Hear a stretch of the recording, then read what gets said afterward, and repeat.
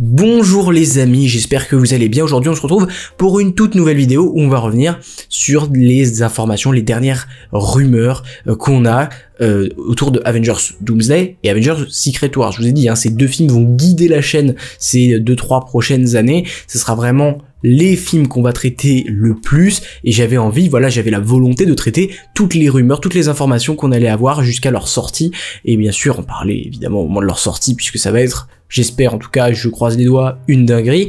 Mais on a eu des infos qui nous proviennent de The Cosmic Circus, ce média avec différents scoopers et qui sont regroupés là-dedans et qui donnent de nouvelles informations, et surtout Alex Perez en ce qui concerne Marvel Studios, qui donne souvent des updates sur des projets, de ce qui se passe en interne, de où est-ce qu'ils veulent aller, tout ça. Et là il a répondu donc à des questions sur Discord, où il a retranscrit aussi un article sur leur site, et c'est cet article-là qu'on va lire aujourd'hui. C'est sous forme de questions-réponses. Les abonnés donc Discord ont posé des questions à Alex, et il a répondu. C'est révélé qu'il a souvent eu raison sur certaines infos, et il a l'air quand même d'être assez sérieux, Alex Perez. Donc moi, j'ai assez confiance en ce scooper, en ce journaliste, reporter, etc. Donc c'est ça qu'on va étudier aujourd'hui, parce que oui, il a parlé, vous voyez au-dessus, d'Agatha all along, il a parlé des Armor Wars, un projet assez incertain, il a parlé de Blade aussi, d'ailleurs on en reparlera un petit peu en dessous, mais ce qui va nous intéresser c'est évidemment Avengers Doomsday, donc les guerres secrètes, l'article est traduit, mais c'est bien sûr Secret Wars. Et première question, qui n'est pas des moindres, Robert Downey Jr., donc le Robert Downey Jr. Qui jouera, donc qui revient en tant que Docteur Fatalist, Docteur Doom, il ne jouait pas Docteur Doom évidemment, mais il revient dans le MCU, lui qui a été cette figure forte pendant des années, en jouant Iron Man, Tony Stark, le personnage central qui guidait la saga de l'infini. Il revient, il fait son comeback, mais cette fois plus pour jouer le plus grand héros, mais non, pour jouer le plus grand méchant, l'antagoniste, Doctor Doom, qui s'avère également être l'un des plus grands ennemis villains de tous les comics confondus, que moi j'adore. C'est mon méchant, mon antagoniste préféré dans ces petits ouvrages de papier, notamment dans la série Fantastic Four, parce que c'est un ennemi assez imposant dans l'univers Marvel. Il a combattu Spider-Man, il a combattu Iron Man, il a combattu Captain America, il a été sur tous les tableaux dans les comics, surtout dans les années 60 à 90, il était très très présent. Après un petit peu moins, il y a d'ailleurs récemment une série de comics centrée que sur lui, il y a eu Book of Doom, il y a eu tellement de trucs. C'est un personnage, honnêtement l'un des personnages, en tout cas qui sont du mauvais côté de la force, entre guillemets, les plus présents dans l'univers. Et on se demandait, ce qui est une bonne question, est-ce que il va rester ce personnage dans le MCU? La question que pose Spidey là, c'est est-ce que le personnage va être recasté après Secret Wars? Donc ça veut dire, sous-entendu, est-ce qu'on aura encore le personnage après Secret Wars? Parce que c'est un personnage très important qui a participé à énormément d'événements, de runs, tout ça dans les comics, et on s'attend pas à ce qu'il soit juste que dans 2 films, et qu'ensuite on le voit plus jamais dans aucun comic book movies. Ce serait vraiment dommage pour le coup. Mais à la fois on n'imagine pas non plus que RDJ, un acteur certes bankable, mais qui coûte très très cher, on l'imagine mal rester encore dans le MCU, persister encore pendant des années en tant que Doom. Et du coup effectivement j'avais cette idée de il pourrait le remplacer, faire en sorte que je sais pas quoi, mais Doom, son armure soit fermée définitivement. Peut-être qu'il fera juste la voix off de Doom ces prochaines années, j'en sais rien, mais ça me paraît quand même étrange que Doom meure, et ça me paraît aussi étrange que ce soit RDJ qui le joue. Et qu'est-ce qui répond Alex à ça? Il dit: je pense qu'il sera recasté parce que la terre d'où vient Doom, donc celui de RDJ, n'est pas celle donc du 616, et donc il y a de fortes chances qu'il soit recasté. C'est ça qui nous intéresse, effectivement, c'est ça on a l'air de prendre ce chemin, en tout cas. Deuxième question, est-ce que est-ce qu'il y a des progrès concernant l'avancée de l'écriture de l'histoire de Doomsday et Secret Wars? Et Alex, il répond que l'histoire, ils l'ont déjà en tête dans les studios, et elle est déjà esquissée. C'est une traduction, ça veut dire que ils ont les grandes lignes, ils ont les concepts fondamentaux, ils ont les grandes parties, mais il faut qu'ils polissent un peu tout ça, et comme le dit Alex, il faut qu'ils relient les derniers détails, les grandes lignes. Il faut qu'ils ajustent tout ça, mais grosso modo ils ont leur histoire qu'ils veulent raconter, et ça c'est plutôt une bonne nouvelle. Ensuite, donc nouvelle question de la même personne: quel rôle peut-on attendre de Pedro Pascal, Reed Richards, compte tenu de tous les projets qu'il réalise? c'est intéressant. Pedro Pascal est un acteur qui tourne énormément à Hollywood. Il a fait Gladiator 2, il tourne à la fois dans The Mandalorian et dans Fantastic Four. Bon, même si The Mandalorian, il est pas présent sur le tournage, même si voilà, c'est le personnage principal de son film. Donc on peut se poser effectivement la question de à quel moment et quel rôle il peut avoir dans ce MCU. Mais du coup, quel serait son rôle? Sachant que dans les comics, c'est le grand némésis de Doctor Doom. C'est vraiment Doctor Doom vs Reed Richards, et c'est ce qui le fait perdre au final dans le comic Secret Wars de Jonathan Hickman en 2015. Donc, on peut s'attendre à ce qu'il ait une grande place. Selon Alex, l'importance qu'aura Pedro Pascal Reed Richards sera aussi équivalente que celle qu'avait Rocket Raccoon dans Infinity War Endgame.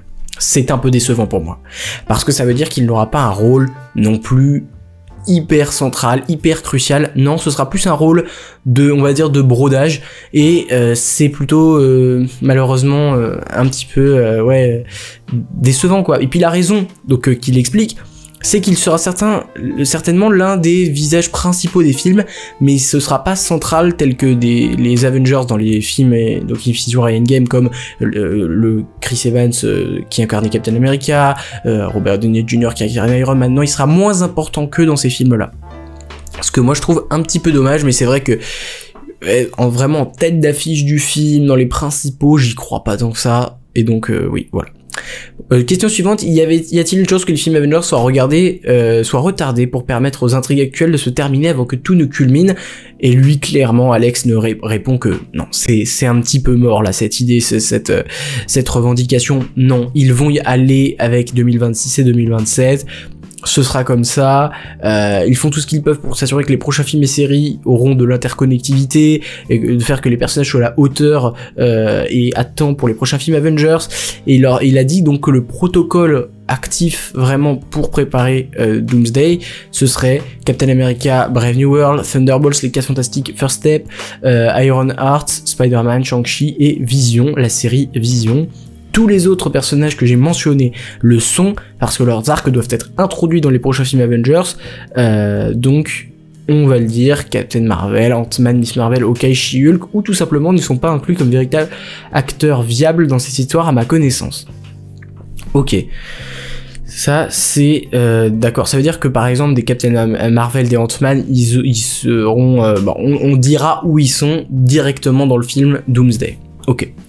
Ensuite, merci d'avoir fait donc ça encore une fois. Les Avengers se rassembleront-ils avant Doom War, et qui fera partie de l'équipe? Alors évidemment, oui, Alex dit comment ça Doom War? En tout cas, j'espère que tu parles de Doomsday. Et donc après, d'après ce qu'il a compris, ils vont commencer à se préparer à quelque chose qui va arriver, mais ils ne savent pas encore exactement quelle est la menace. Donc du coup, les Avengers seraient formés dans une certaine mesure avant Avengers Doomsday. Ce qui est pas très surprenant, honnêtement. Ça c'est pas. Moi, je m'attendais à ce que ce soit par exemple un Captain America 4 qui fixe les nouveaux Avengers, qui soit un espèce de leader, quoi. À voir. Du coup, autre question. Étant donné tous les nouveaux personnages introduits dans la phase 4-5, y a-t-il des interactions entre personnages que nous n'avons pas encore vues et que tu attends avec impatience pour nous dire? Non. Donc là, il a répondu plutôt d'après ce qu'il savait, d'après les infos qu'il avait. Donc Benedict Cumberbatch, donc le Stephen Strange, Doctor Strange, et Robert Downey Jr., Doctor Doom, vont bouleverser des univers. Alors je sais pas vraiment ce que ça veut dire, mais en tout cas, il dit qu'on retrouvera certaines des séquences les plus importantes de la saga du multivers avec Victor Von Doom et Doctor Stephen Strange, ce qui moi me ravit. Parce que c'est vrai qu'il y a un côté, si vous en souvenez bien, et on va en parler, mais que Doom et Strange dans Secret Wars 2015, bah c'est des alliés, ils sont ensemble, attention, hein. Ils sont collaborateurs, et ils ont le même objectif. Même si Strange finira par, on va dire, revenir en arrière. Mais bon. Donc ensuite, il sait aussi que Wolverine, joué par Hugh Jackman, et Hulk, joué par Mark Ruffalo, ont besoin d'un face-à-face prolongé. Donc il y aura une interaction entre Wolverine et Hulk avant la fin de la saga du multivers. Il sait aussi que Deadpool et Thor, évidemment, avec le gag qu'on a, pourquoi Thor pleure dans Deadpool et Wolverine, on sait que ils finiront par se croiser et mettre fin un petit peu à ce gag, puisqu'ils nous ont dit qu'il y aura la réponse dans pas si longtemps que ça. Alors, le conseil des Reeds, alors Roseau, là c'est parce que c'est une traduction, mais le conseil des Reeds, donc c'est-à-dire Reed Richards, avec tous les Reeds du multivers, c'était une idée il a entendu passer, avec beaucoup d'éloges autour de Reed Richards, et des opportunités de faire à nouveau appel à Johan Gruffudd, le premier acteur, celui qui le jouait dans les 4 Fantastiques de 2005, puis 2007, avec le Surfeur d'Argent. Ensuite, Peter Parker, Tobey Maguire et Wolverine de Hugh Jackman. Ce sera probablement le fantasme de tous les fans de Marvel avant Secret Wars, et je sais qu'ils font tout ce qui est en leur pouvoir pour que cette interaction et d'autres interactions avec les personnages traditionnels deviennent réalité, mais il faut que ce soit quelque chose de significatif, comme ce fut le cas lorsque nous avons vu la résistance dans Deadpool et Wolverine. Selon moi, en tout cas, ça n'a pas de sens réel. Mais bon, dans Deadpool et Wolverine, j'entends. Pas juste une séquence jetable qui est censée être unique. Je tiens à préciser que toutes ces interactions ne sont pour l'instant que des idées qui lancent pour le film, donc qui circulent dans le studio. Tant que nous ne serons pas plus près des sorties, ce n'est pas quelque chose dont on peut facilement confirmer qu'il se produira aussi longtemps à l'avance. Nouvelle question, pensez-vous que nous allons avoir plusieurs petits groupes dans Avengers Doomsday, ou est-ce que la plupart des acteurs restent ensemble tout au long du film? Je sais qu'à un moment donné, il y avait l'idée d'un petit groupe qui combattent chacun des variantes Kang. Alors je pense que Doomsday aura toujours des groupes plus petits. Oui, c'est ces petits groupes d'Avengers à 5-6 où voilà, ils sont ensemble et ils combattent tous une petite menace différente. Alors est-ce que du coup Doom va combattre plusieurs groupes, ou est-ce qu'il aura des pareil, ce serait un petit peu répétitif avec ce qu'on avait déjà eu avec Thanos et les enfants de Thanos, l'Ordre Noir dans Infinity War. Mais c'est vrai que cette idée de petit groupe peut être un petit peu sympathique, mais à voir, faut pas que ça se fasse doublon. Est-ce que ce sera des Doombots qui iront combattre? Est-ce que ce sera les Black Priest? Est-ce que ce sera ce qu'il appelle les aigles noirs là dans... Mais toujours est-il, les Black Swan, oui c'est ça il me semble, ou alors ouais je crois que c'est ça, mais bref, toujours est-il que on ne sait pas qui sera ces petites menaces, en tout cas plus petites que Doom, qui arriveront comme ça dans le film. Nouvelle question, est-ce que donc sais-tu quel film Marvel Studios et Disney sortiront le 6 novembre 2026, le tout dernier film Marvel avant la sortie d'Avengers The Secret Wars? Alors il dit qu'il a entendu beaucoup de choses passer, mais que la dernière chose qu'il a entendue c'est Shang-Chi 2, mais que c'est pas tout à fait confirmé.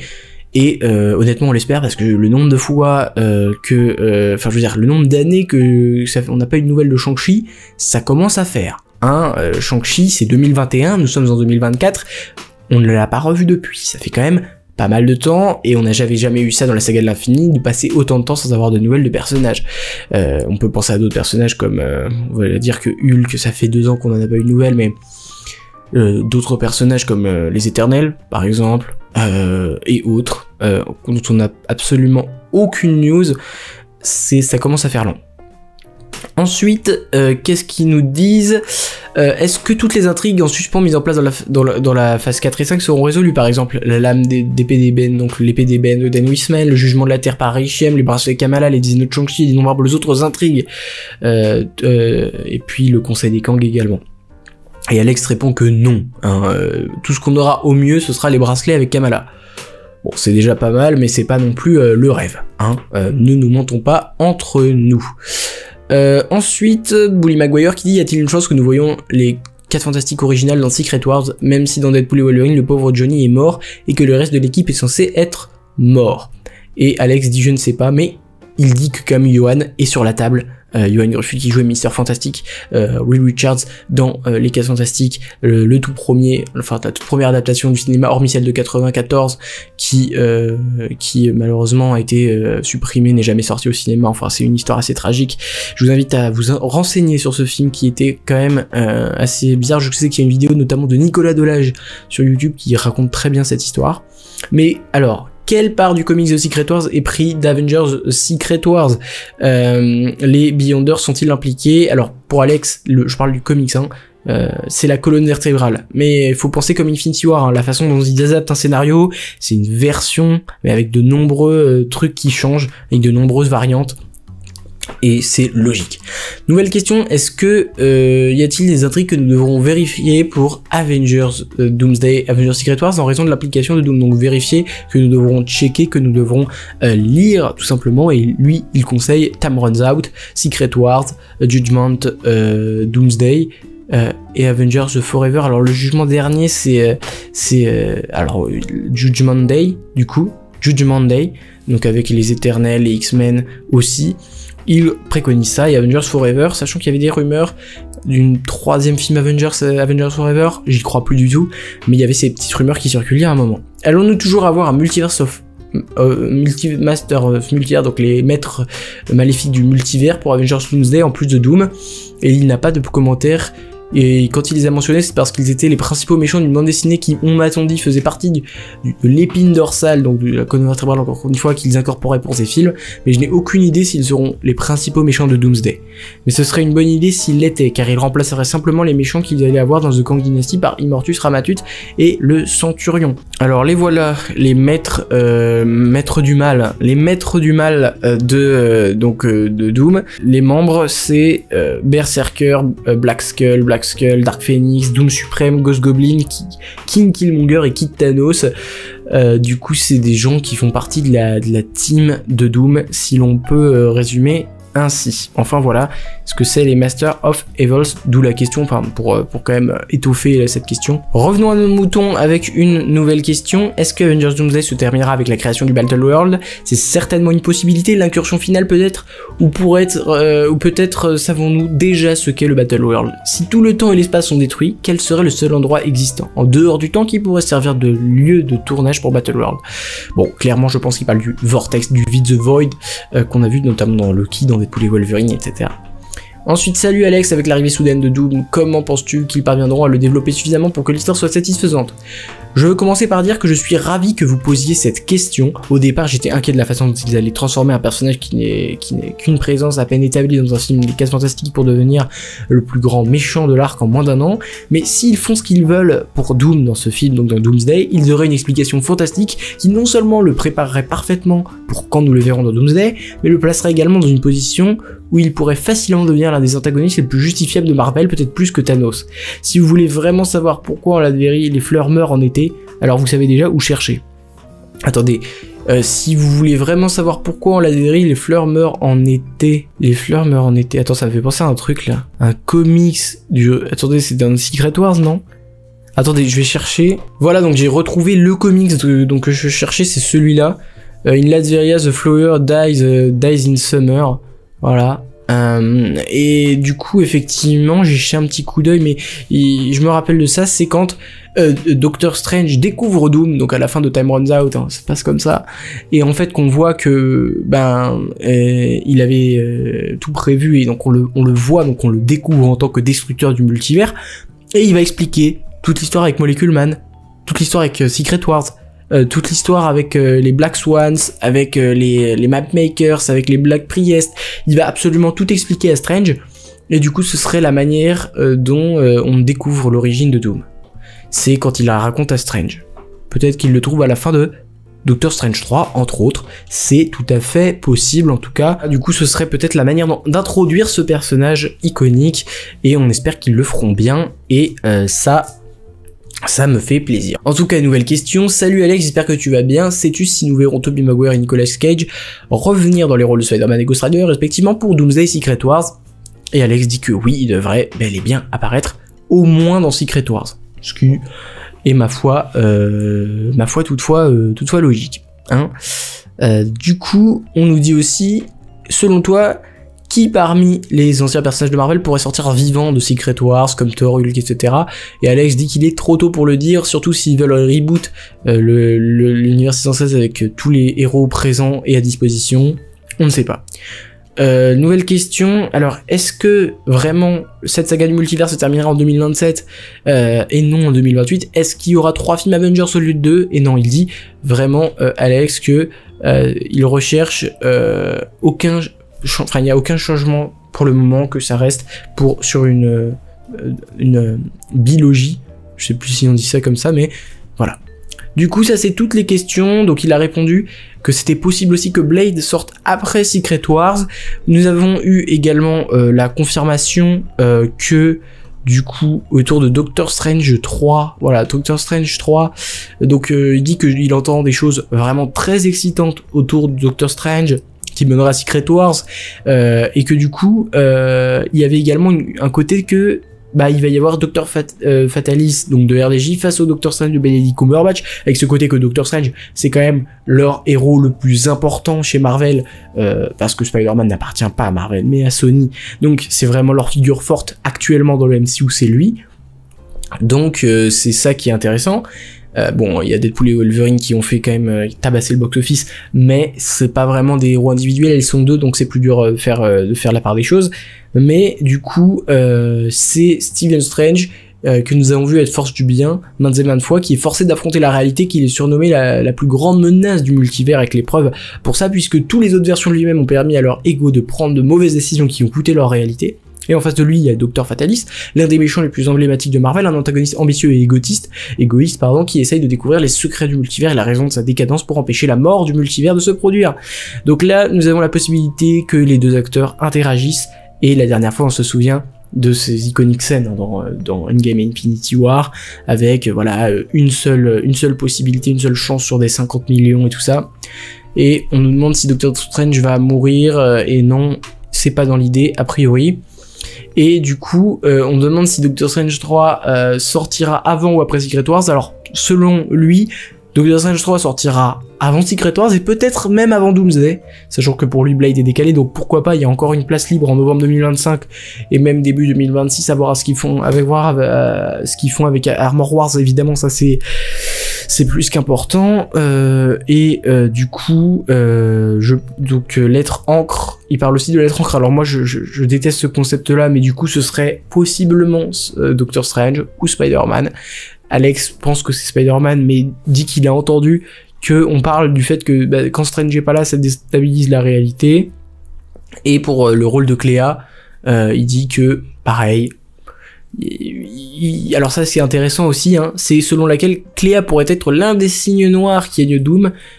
Mais à ce stade, il est encore trop tôt pour que je puisse en parler. Et c'est vrai que c'est plutôt pas mal, cette idée que Cléa fasse partie des signes noirs, donc les disciples de Doom, et entraîne Strange dans la spirale pour aider Doom.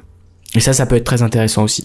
Donc à voir. Voilà, c'était toutes les infos que nous a donné Alex Perez. Alors il n'y a pas grand chose de très factuel à retenir.